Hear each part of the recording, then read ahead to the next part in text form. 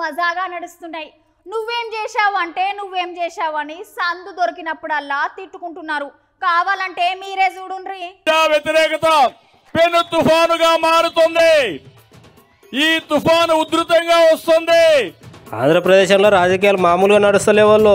నిన్న కుప్పంలో జగనం సార్ పోయి చంద్రం సార్ని పొట్టు తిడితే నేనేమన్నా తక్కువనా, ఇక్కడ నీకంటే సీనియర్ని నేనేం తక్కువ అన్నట్టు చంద్రం సార్ సుత జగనం సార్ని మామూలుగా అరుచుకోలేదు. చూడండి చంద్రం సార్ ఏమన్నాడు.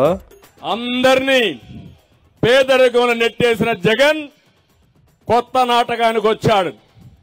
ఈరోజు అతను మాట్లాడేది నేను పేదల మనిషి అంటున్నాడు. పెత్తందారులకి పేదలకు పోరాటం అంటున్నాడు. నేను సవాలు విసురుతున్నా. నువ్వు ఏ విధంగా పేదవాడు అవుతావో చెప్పే ధైర్యం ఉందని అడుగుతున్నాను. మీరు ఒక్కసారి గుర్తుపెట్టుకోండి. ఈరోజు అతను మాట్లాడే మాట కొత్త డ్రామాలు వేసే పరిస్థితికి వచ్చాడు. పేదల బిడ్డ కొత్త డ్రామా. ఇది కోడి కత్తి కమల్ హాసన్ డ్రామా. ఇంకో పక్క నమ్మి ఓటేస్తే ప్రజల్నే కాటేశాడు. భస్మాసుడిలా మీ నెత్తనే చేయబెట్టాడు. ఇప్పుడు మీరందరూ సిద్ధంగా ఉండాలి.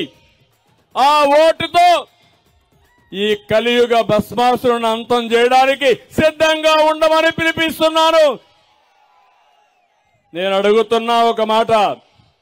9 సార్లు కరెంటు ఛార్జీలు పెంచిన నువ్వు పేదవాళ్ల ప్రతినిధి అవుతావా అని అడుగుతున్నా.